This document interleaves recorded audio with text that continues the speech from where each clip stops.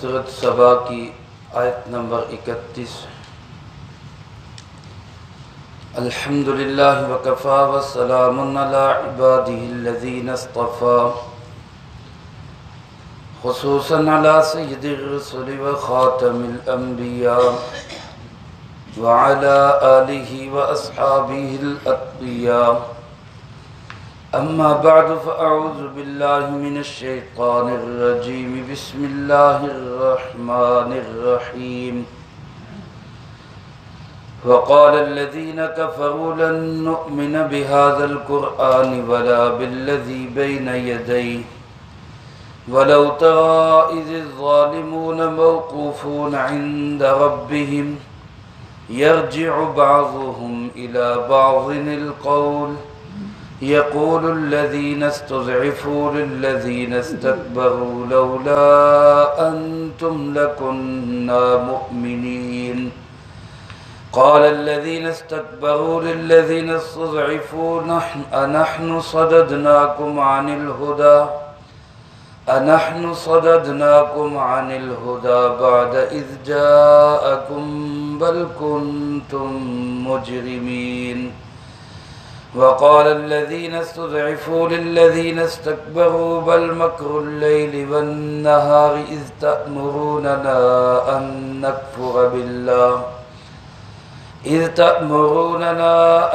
نكفر بالله ونجعل له أندادا وأسروا الندامة لما رأوا العذاب وجعلنا الأغلال في أعناق الذين كفروا هل يجزون إلا ما كانوا يعملون۔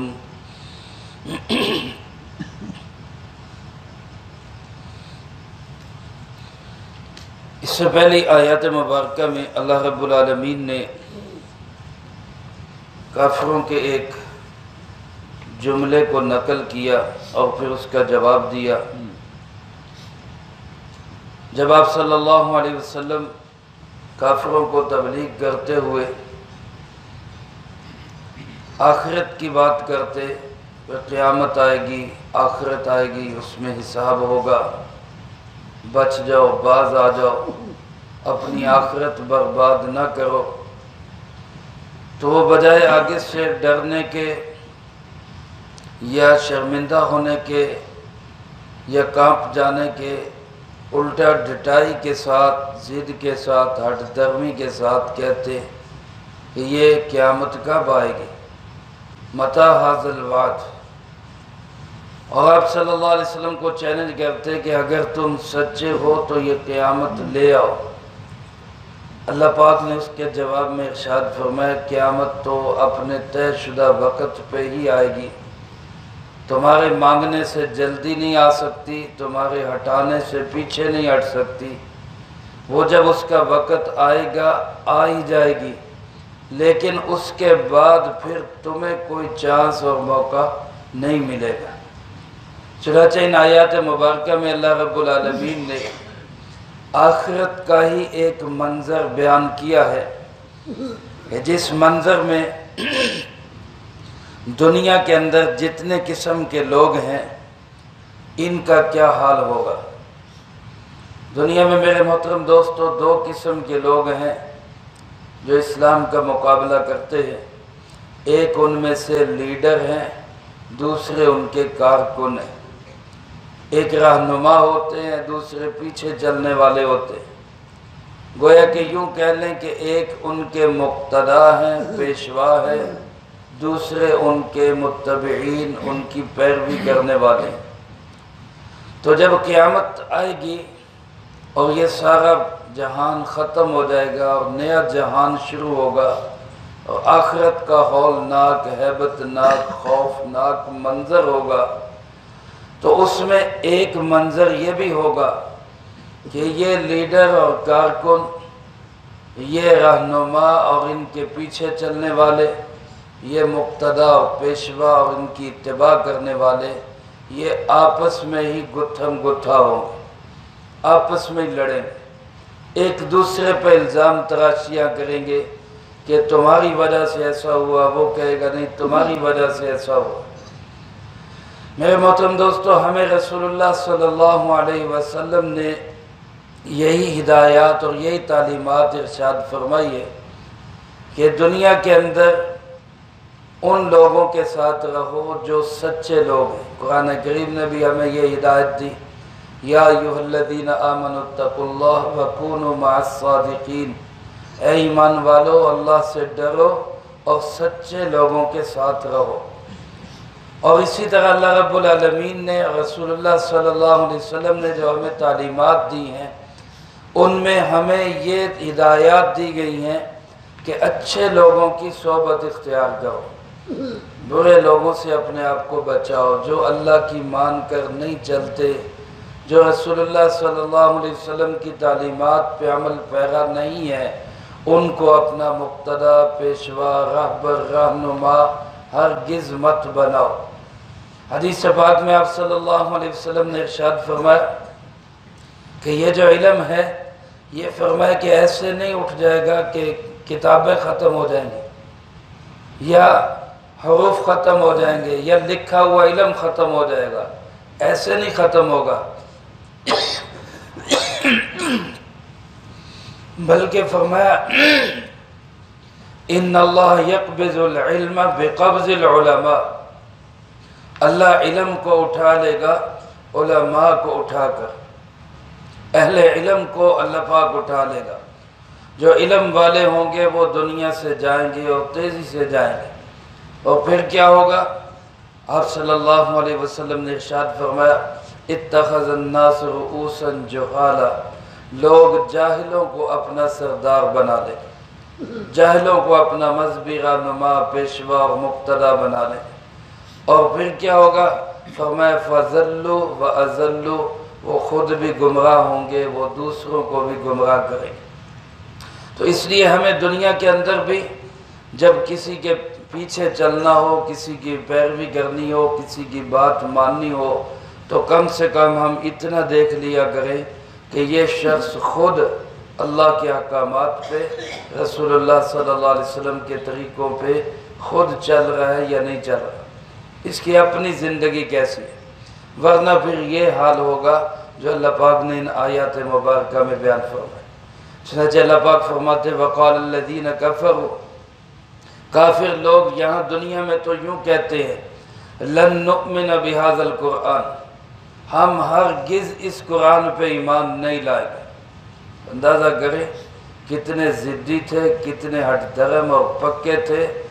اللہ نے ان کی بات نقل کی کہ وہ لوگ کہا کرتے تھے ہرگز ہو ہی نہیں سکتا، سوال ہی پیدا نہیں ہوتا ہم قرآن پہ ایمان لیں۔ اور ایسے بھی تھے کہ جنہوں نے خون کے پیالوں میں ہاتھ رکھ کے یہ اقرار اور یہ وعدے کیے تھے کہ ہم مر تو جائیں گے لیکن قرآن پہ ایمان نہیں لائیں گے۔ ایسے ضدی اور ہٹ درم لوگ تھے جن سے واسطہ پڑا تھا ہمارے پیارے آقا جناب محمد کریم صلی اللہ علیہ وسلم۔ لیکن قربان جائے اللہ کی شان پہ، ایسے ہی لوگ جنہوں نے اتنے زوردار انداز سے کہا کہ ہم ہرگز ایمان نہیں لائیں گے، ہم مر تو جائیں گے ایمان نہیں لائیں گے، اللہ نے ان کی نسلوں کو ایمان والا بنا دیا۔ ابو جہل جیسا بدترین اسلام کا دشمن، لیکن اللہ نے اسی کے بیٹے کو اکرمہ کو رضی اللہ تعالیٰ عنہ بنا دیا، صحابی رسول بنا دیا۔ تو قیامت کے دن کتنی بڑی ضلالت ہوگی کہ ابو جہل خود تو جہنم میں سڑے گا اور اس کا بیٹا رسول اللہ صلی اللہ علیہ وسلم کا دامن تھام کے جنت میں جا رہا ہوں۔ اللہ پاک فرماتے ہیں ایسے ضدی اور ہٹ درم لوگ ہیں کہ کہتے ہیں کہ ہو ہی نہیں سکتا، سوال ہی پیدا نہیں ہوتا ہم قرآن پہ ایمان لے آئے، یہ ممکن ہی نہیں ہے۔ وَلَا بِالَّذِي بَيْنَ يَدَيْهِ، نہ قرآن پہ ایمان لائیں گے نہ قرآن سے پہلی کتابوں پہ ایمان لائیں گے۔ مشرکین عرب عمومی طور پر نہ ان کا ایمان تورات پہ تھا، نہ انجیل پہ تھا، نہ قرآن پہ تھا، کسی آسمانی دین اور مذہب کو نہیں مانتے تھے، مذہب بیزار لوگ تھے۔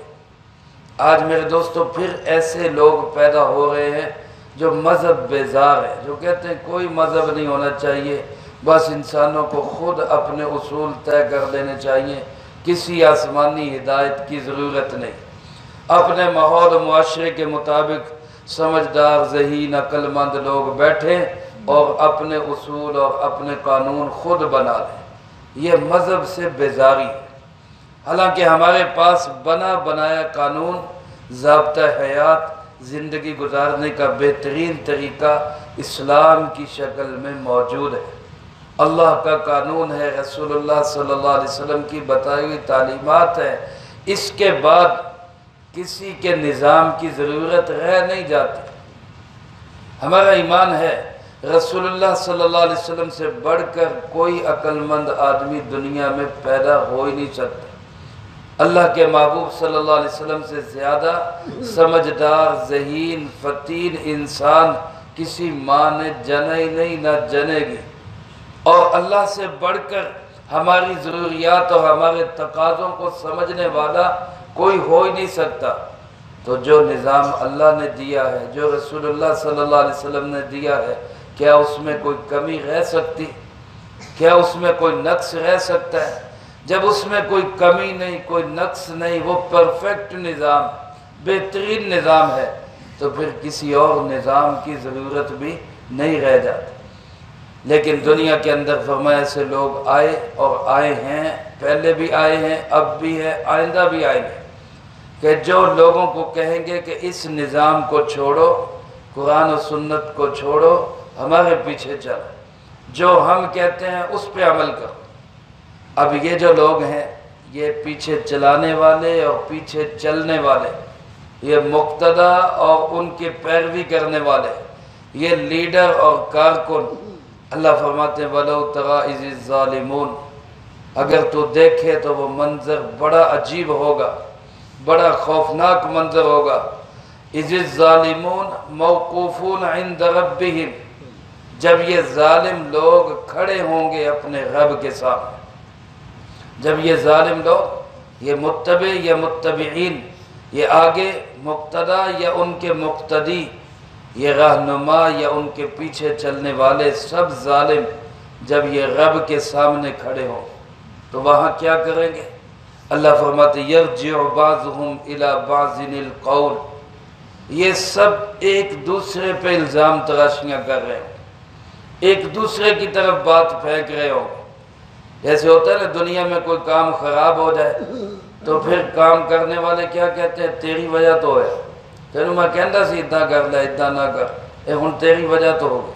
وہ کہندا نہیں نہیں، یہ میری وجہ تو نہیں ہے، تیری وجہ تو ہے، تو نہیں من نہیں سکتا۔ تو دنیا میں جیسے کام بگڑ جائے تو ایک دوسرے کو الزام تراشیاں دی جاتی، اسی طرح جب وہاں یہ لوگ دیکھیں گے کہ اب ہمارا تو سارا سرمایہ ڈوب گیا، ہم تو گئے خسارے میں، ہم تو گئے جہنم میں، تو پھر ایک دوسرے کو الزام تراشیاں کریں۔ کیسے کریں گے؟ اللہ پاک فرماتے ہیں یقول الذین استضعفوا للذین استکبروا، وہ لوگ کہیں گے جن کو کمزور سمجھا جاتا تھا۔ کن لوگوں سے کہیں گے؟ جن کو بڑا سمجھا جاتا تھا۔ دنیا میں یہ دو ہی طبقے، ایک وہ جن کو کمزور سمجھا جاتا، ایک وہ جو بڑے سمجھے جاتے۔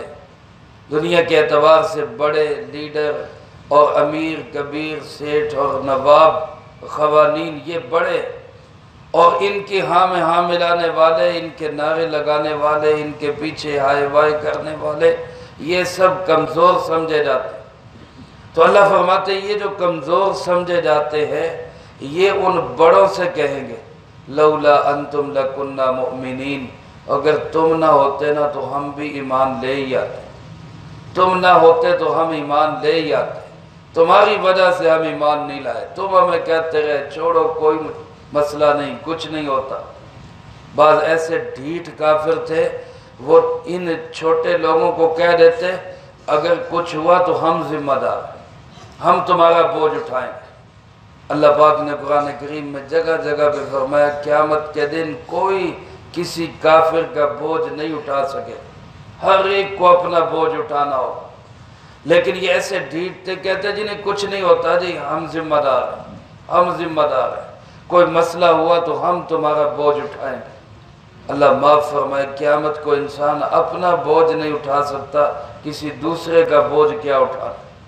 تو اس وقت فرمایا یہ صورتحال ہے، یہ کمزور لوگ متبعین، پیچھے چلنے والے، پیروی کرنے والے، یہ ان سے کہیں گے لولا انتم لکننا مؤمنین، تسی نہ ہوندے اسی ضرور ایمان لے یا نہ، تمہاری وجہ سے ہم ایمان نہیں لائے۔ اور دوسری طرف وہ کیا کہیں گے؟ قال الذین استکبروا للذین استضعفوا، وہ لوگ جن کو بڑا سمجھا جاتا ہے، قرآن کریم نے بار بار یہ کہا بڑا سمجھا جاتا ہے، بڑے ہے نہیں۔ یہ جتنے آج دنیا کے اندر بڑے سمجھے جاتے ہیں، بڑے نہیں ہیں۔ بڑا انسان ہوتا ہے اللہ کی فرما برداری سے، رسول اللہ صلی اللہ علیہ وسلم کی اطاعت سے، بات ماننے سے، پیسے سے، مال و دولت سے، گاڑی سے، بنگلے سے انسان بڑا نہیں ہوتا۔ بڑا اللہ کی بات ماننے سے بڑا ہوتا ہے۔ اللہ جس کو بڑا کرے وہی بڑا ہوتا ہے، ورنہ انسان چھوٹے کا چھوٹا اور بودھے کا بودھا ہی رہ جاتا ہے۔ تو جن کو دنیا میں بڑا سمجھا جاتا ہے وہ کہیں گے ان لوگوں سے جن کو دنیا میں کمزور سمجھا جاتا ہے۔ اب یہ جواب کیا دیں گے؟ کہیں گے انحن صددناکم عن الہدی، ہم نے تمہیں ہدایت سے روکا تھا، ہم نے تمہیں منع کیا تھا کہ ہدایت کے راستے پہ نہ چلو، ہم نے کب تمہارے راستے میں رکاوٹ ڈالی تھی؟ اذ جاءکم، جبکہ ہدایت تمہارے پاس آ چکی تھی، راستہ تمہیں صاف نظر آ رہا تھا، دلائل سے تمہیں پتہ چل رہا تھا کہ حق کیا ہے، باطل کیا ہے، سچ کیا ہے، جھوٹ کیا ہے، صحیح کیا ہے، غلط کیا ہے۔ تمہارا اندر کا ضمیر تمہیں بتا رہا تھا، دلائل تمہیں بتا رہے تھے، اللہ کے نبیوں کی محنت تمہیں بتا رہی تھی۔ ہم نے تو تمہیں رکاوٹ کوئی نہیں ڈالی تھی، نہ ہم نے کہا تھا کہ نہ چلو ان کے پیچھے، ہم نے کب روکا؟ بل کنتم مجرمین، بلکہ تم خود مجرم، تم خود ہمارے پیچھے چلے، تم نے خود مال کو ترجیح دی، دنیا کو ترجیح دی، اور تم نے جو ہے آخرت کی مشقتوں کو تم نے سمجھا کہ وہ بڑا مشکل کام ہے، دین پہ چلنا بڑا اوکھا ہے، لہذا تم سوکھے سوکھے کام کے لیے ہمارے پیچھے چلتے رہے، ہم نے تمہیں نہیں روکا، تم خود مجرم۔ اس کے جواب میں پھر وہ لوگ کہیں گے وقال الذین استضعفوا للذین استکبروا، پھر وہ کہیں گے وہ لوگ جن کو کمزور سمجھا جاتا ہے ان سے کہیں گے جن کو دنیا میں بڑا سمجھا جاتا ہے، متبعین مقتداؤں کو کہیں گے، کارکنان لیڈروں کو جواب دیں گے۔ اللہ کے سامنے یہ مکالمے ہو رہے ہیں، اللہ رب العالمین کے سامنے کھڑے ایک دوسرے پہ الزام تراشیاں ہو رہی ہیں۔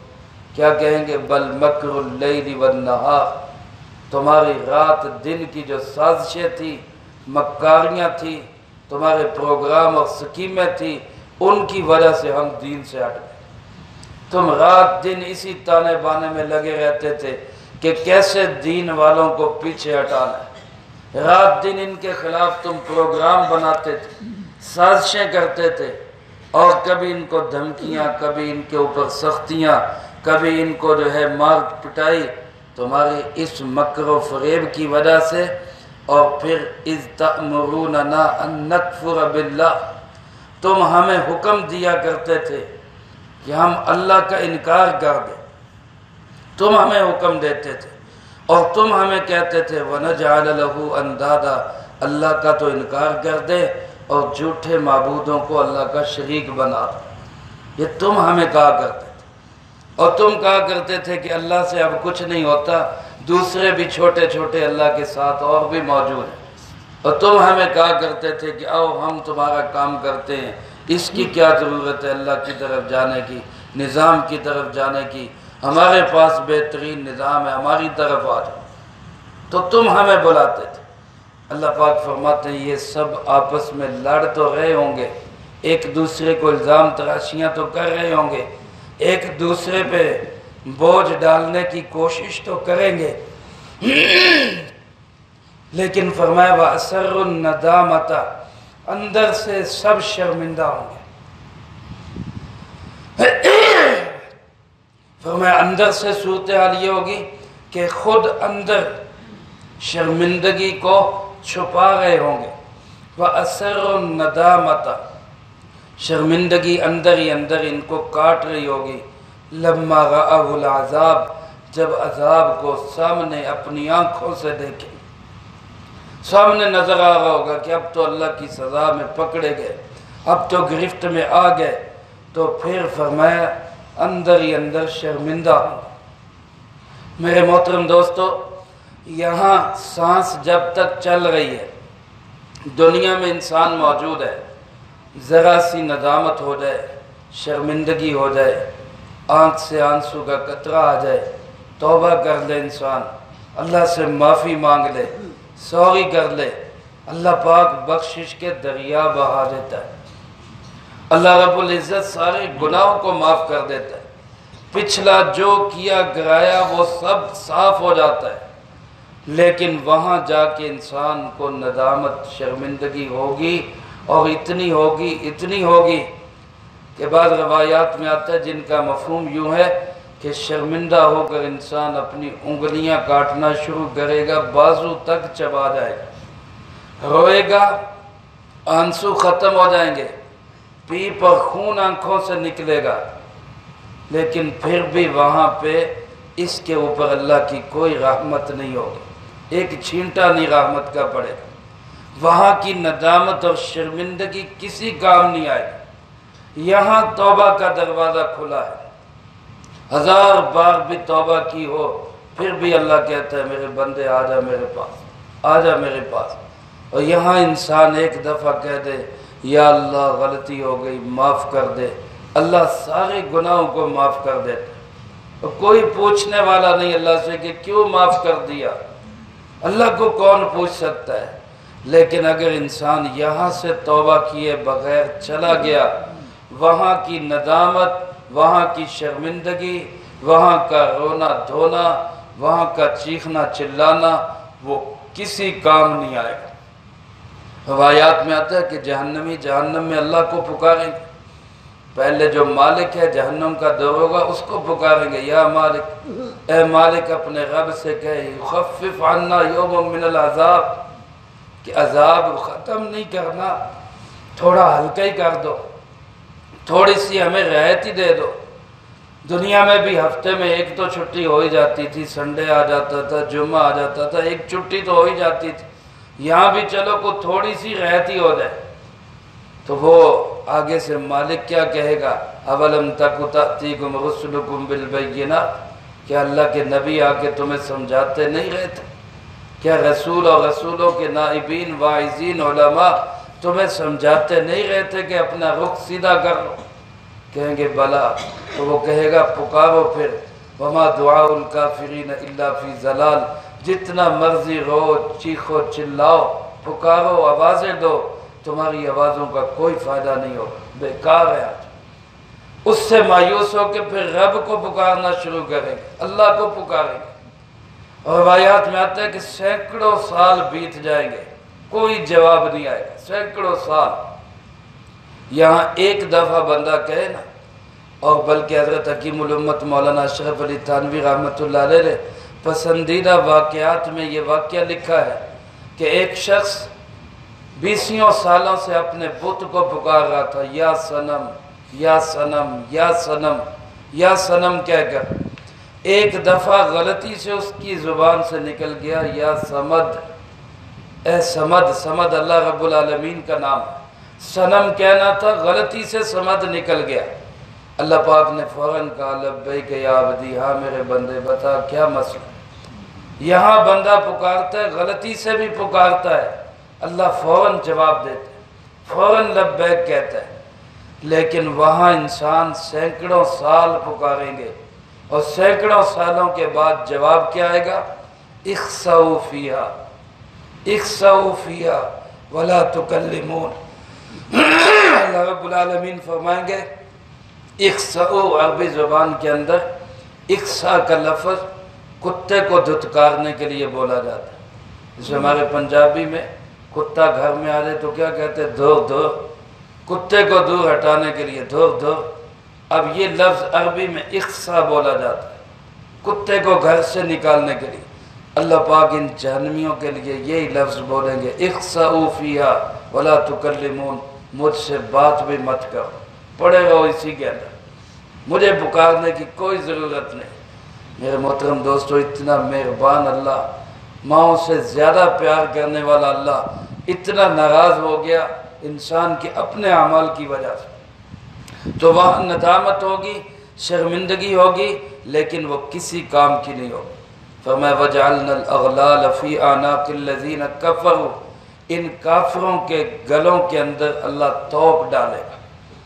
لوہے کا توق ہوتا تھا پہلے زمانے میں، مجرموں کے گلے میں ڈال کے ان کو گھسیٹا جاتا تھا، یہ توق ان کے گلوں میں ڈالا جائے گا۔ حدیث پاک میں آپ صلی اللہ علیہ وسلم نے ارشاد فرمایا، خواب کے اندر اگر کوئی شخص دیکھے کہ میرے گلے کے اندر توق ہے، تو اس کی تعبیر آپ نے یہ ارشاد فرمائی کہ یہ ذلت اور رسوائی کی نشانی ہے، اس کو توبہ کرنا چاہیے، صدقہ دینا چاہیے، اللہ سے معافی مانگنی چاہیے، ذلت اور رسوائی سے اللہ محفوظ رکھے۔ اور فرمائے خواب میں اگر کوئی شخص دیکھے کہ میرے پاؤں میں بیڑیاں پڑی ہیں، پاؤں میں زنجیریں بندھی ہوئی ہیں، تو آپ صلی اللہ علیہ وسلم نے فرمایا کہ یہ اچھا خواب ہے، یہ استقامت کی نشانی ہے، یہ بندہ دین پہ قائم رہے گا، یہ پھسلے گا نہیں۔ جو خوابوں کی تعبیر بھی آپ صلی اللہ علیہ وسلم ارشاد فرمایا کرتے تھے۔ بہرحال یہ جو جہنمیوں کے گلے میں توق ہوں گے، یہ ذلت کے لیے ہوں گے، رسوائی کے لیے ہوں گے۔ اور اللہ فرماتے کوئی یہ نہ سوچے کہ یہ کیا ہو گیا، هل یجزون الا ما كانوا يعملون، ان کو نہیں بدلہ دیا گیا مگر اسی کا جو یہ اعمال کرتے رہے۔ یہ جو آج انجام سامنے نظر آ رہا ہے، ان کی اپنی حرکتوں کا نتیجہ ہے، ان کے اپنے قصور اور جرائم، ان کے اپنے جو ہے وہ کسب ہیں، ان کے اپنے کالے کارنامے ہیں جن کا یہ نتیجہ بھگت رہے۔ تو میرے محترم دوستو، اللہ کی مہربانی ہے، اللہ نے قرآن میں ہمیں یہ انجام بتا دیا۔ اب ہمارا کام ہے کہ ہم اس انجام سے ڈر جائیں اور دنیا کے اندر اچھی زندگی اختیار کریں، اچھے لوگوں سے اپنا تعلق رکھیں، اچھے لوگوں کو اپنا مقتدی اور پیشوا بنائیں، کسی ایسے کے پیچھے نہ چلیں کہ جو ہمیں دین سے ہٹا کے بدعات پہ لگا دے، رسم و رواج پہ لگا دے، اللہ اور رسول اللہ صلی اللہ علیہ وسلم کے نظام سے ہٹا کر دنیا کے نظاموں کے پیچھے چلا دے۔ ہم دنیا میں اللہ کی مان کے چلیں گے، رسول اللہ صلی اللہ علیہ وسلم کی مان کے چلیں گے، تو وہاں بہترین خوبصورت انجام ہمارا استقبال کرے گا، ورنہ یہ حشر اور انجام ہوگا۔ اللہ ہم سب کو اس سے بار بار محفوظ فرمائے۔ جو کہا سنا اس کو زندگی میں لا کے اللہ رب العالمین دوسروں تک پہنچانے کی توفیق عطا فرمائے۔ اللہم انت السلام ومنک السلام، تبارکت ربنا وتعالیت یا ذا الجلال والاکرام۔ اللہم اعنا علی ذکرک وشکرک وحسن عبادتک، اللہم احسن عاقبتنا فی الامور کلها واجرنا من خزی الدنیا وعذاب الآخرہ۔ اللہم واقیتا کواقیت الولید، اللہم استر عوراتنا وآمن رواتنا، اللہم انا نجعلک فی نحورہم ونعوذ بک من شرورہم، اللہم اکفنا بحلالک عن حرامک واغننا بفضلک عمن سواک، اللہم اکفنا کل مہم من حیث شئت ومن این شئت، رب اغفر وارحم وانت خیر الراحمین، ربنا تقبل منا انك انت السميع العليم وتب علينا انك انت التواب الرحيم، صلى الله على النبي الكريم وعلى آله واصحابه اجمعين برحمتك يا ارحم الراحمين۔